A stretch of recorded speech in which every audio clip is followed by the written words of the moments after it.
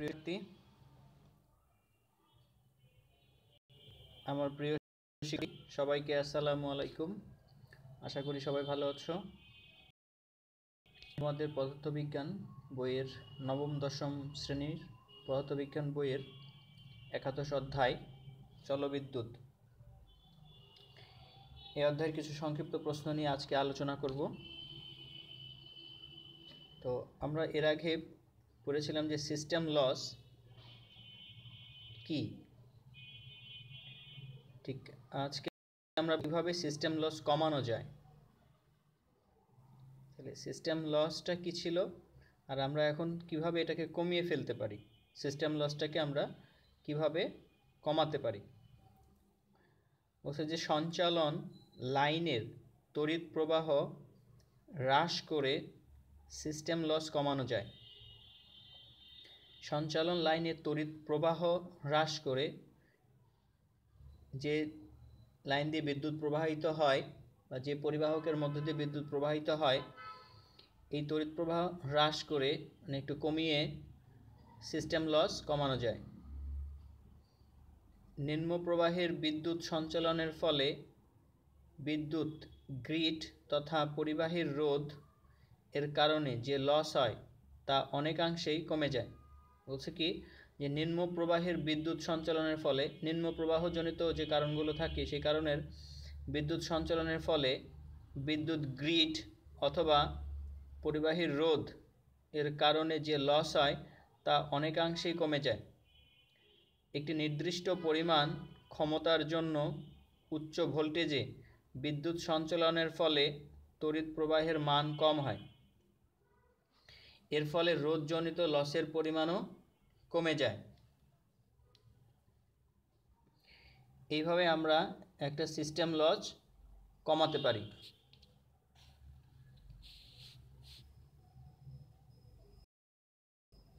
পরের প্রশ্নটায় আসি যে সরু তারের চেয়ে মোটা তারের বিদ্যুৎ প্রবাহটা বেশি কেন।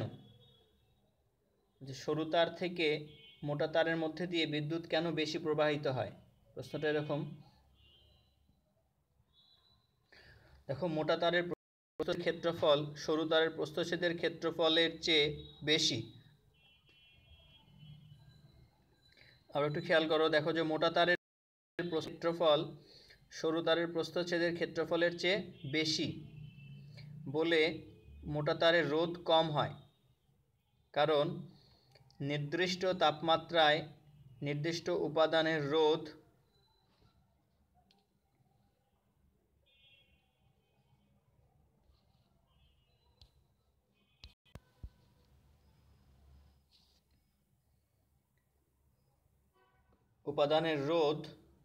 প্রস্থচ্ছেদের ক্ষেত্রফলের ব্যস্তানুপাতিক।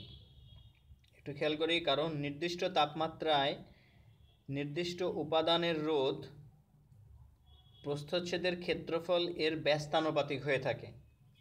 আবার যে তারের রোধ কম সেই তারে বেশি বিদ্যুৎ প্রবাহিত হয়, যে তারের রোধটা কম হয় সে তারে কিন্তু অবশ্যই বিদ্যুৎটা বেশি প্রবাহিত হয়।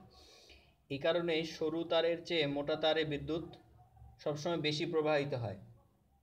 আবার দেখি, একটু খেয়াল করি যে মোটা তারের প্রস্থচ্ছেদের ক্ষেত্রফল তার সরু তারের প্রস্থচ্ছেদের ক্ষেত্রফলের চেয়ে বেশি। আমরা এটা তো জানি যে মোটা তারের প্রস্থচ্ছেদের যে ক্ষেত্রফলটা থাকে তা সরু তারের থেকে অবশ্যই এর ক্ষেত্রফলটা বেশি থাকে, এজন্য এটার ভিতর দিয়ে বিদ্যুৎ প্রবাহিত খুব বেশি পরিমাণে হয়। বেশি বলে মোটা তারের রোধ থাকে খুবই কম, কারণ নির্দিষ্ট তাপমাত্রায় রোধ মানে কি, রোধ হচ্ছে একটা ব্যারিয়ার, বাধা দেয় যেটা, এটাকে পরিমাণটা খুব কম থাকে। চিকন তারে এর রোধের পরিমাণটা অনেক বেশি থাকে, কারণ তড়িৎ প্রবাহ, কারণ নির্দিষ্ট তাপমাত্রায় নির্দিষ্ট উপাদানের রোধ প্রস্থচ্ছেদের ক্ষেত্রফল এর ব্যস্তানুপাতিক। আবার যে তারের রোধ কম সেই তারের বেশি বিদ্যুৎ প্রবাহিত হয়, আর এই কারণে সরু তারের চেয়ে মোটা তারে বিদ্যুৎ বেশি প্রবাহিত হয়।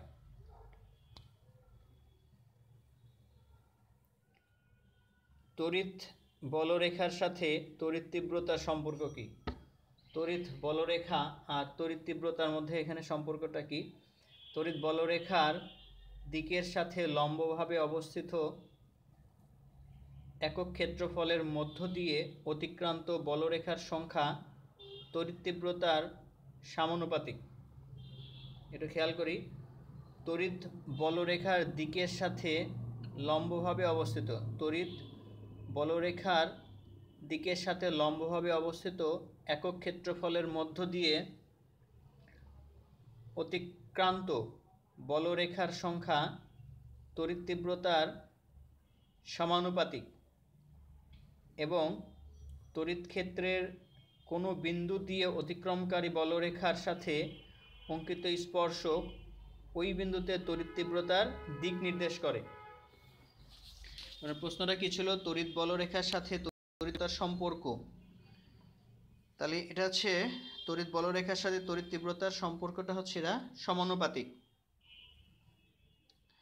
তড়িৎ বলরেখা যদি বাড়ে তড়িৎ তীব্রতাও বেড়ে যাবে, আর তড়িৎ বলরেখা যদি কমে যায় তাহলে তীব্রতাই কমে যাবে। এটা হচ্ছে সমানুপাতিক, একটা বাড়লে অপরটিও বাড়ে, একটা যদি কমে যায় অপরটিও কমে যাবে। তাহলে তড়িৎ বলরেখার দিকের সাথে লম্বভাবে অবস্থিত একক ক্ষেত্রফলের মধ্য দিয়ে অতিক্রান্ত বলরেখার সংখ্যা তড়িৎ তীব্রতার সমানুপাতিক এবং তড়িৎ ক্ষেত্রের কোনো বিন্দু দিয়ে অতিক্রমকারী বলরেখার সাথে অঙ্কিত স্পর্শক ওই বিন্দুতে তড়িৎ তীব্রতার দিক নির্দেশ করে।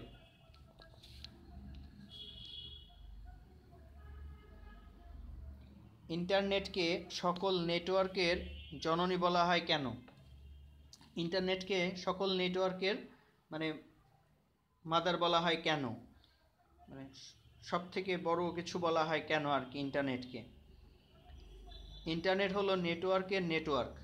ইন্টারনেট হচ্ছে নেটওয়ার্কের নেটওয়ার্ক। এটি একটি আন্তর্জাতিক নেটওয়ার্ক যা সংযুক্ত হয়েছে বিভিন্ন দেশের প্রায় 4 লাখের বেশি ছোট ছোট নেটওয়ার্ককে। তাহলে এটা দেখো বলছে একটি আন্তর্জাতিক নেটওয়ার্ক, একটা ইন্টারনেট যা সংযুক্ত করেছে বা হয়েছে বিভিন্ন দেশের প্রায় 4 লাখের বেশি ছোট ছোট নেটওয়ার্ককে। ইন্টারনেট হলো এমন একদল নেটওয়ার্ক যা অসংখ্য কম্পিউটার, মডেম, টেলিফোন লাইন দিয়ে তৈরি। ইন্টারনেট হলো এমন একদল নেটওয়ার্ক যা অসংখ্য কম্পিউটার, মডেম, টেলিফোন লাইন দিয়ে তৈরি। এসব উপাদান পরস্পরের সাথে ভৌতভাবে সংযুক্ত। এ সকল উপাদান পরস্পরের সাথে ভৌতভাবে সংযুক্ত। এ নেটওয়ার্ক পরস্পরের সাথে যে কোনো অনেকগুলো ছোট ছোট নেটওয়ার্কের সমষ্টি, ছোট ছোট যে নেটওয়ার্কগুলো আছে এটার সমষ্টি নিয়েই একটা নেটওয়ার্ক তৈরি করা হয়। নেটওয়ার্কের সমষ্টি এবং সকলে মিলে একটি একক নেটওয়ার্ক এর মতো কাজ করে। এ কারণেই ইন্টারনেটকে সকল নেটওয়ার্কের জননী বলা হয়। তার মানে বিষয়টা হচ্ছে কি, যে আমরা ছোট ছোট যে নেটওয়ার্কগুলো তৈরি করি বা সংযুক্ত করি, এটা আবার আরেকটা নেটওয়ার্কের সাথে, বড় একটা নেটওয়ার্কের সাথে যুক্ত থাকে। এই নেটওয়ার্ক আবার অনেকগুলো নেটওয়ার্কের সাথে যুক্ত হয়ে ইন্টারনেট তৈরি করে।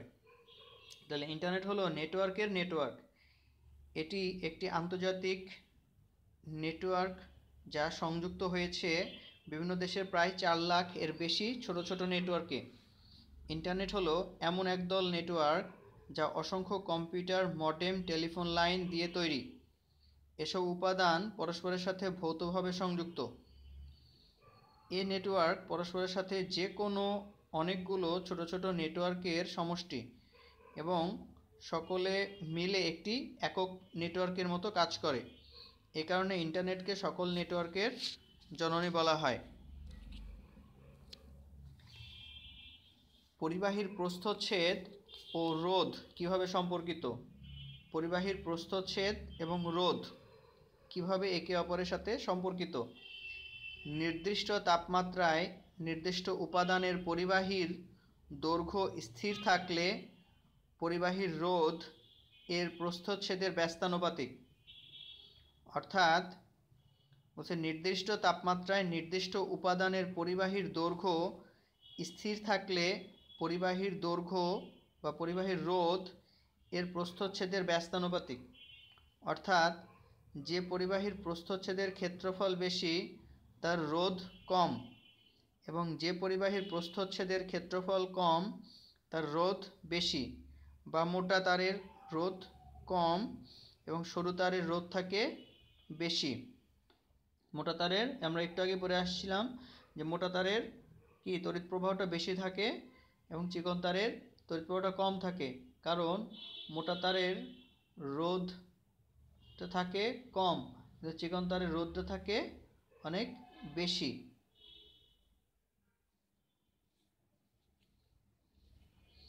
আপেক্ষিক রোধ কি? আপেক্ষিক রোধটা কি? নির্দিষ্ট তাপমাত্রায় একক দৈর্ঘ্য ও একক প্রস্থচ্ছেদের ক্ষেত্রফল বিশিষ্ট কোনো পরিবাহীর রোধকে ওই তাপমাত্রার এর উপাদানের আপেক্ষিক রোধ বলে। তাহলে বলছে আপেক্ষিক রোধ কি?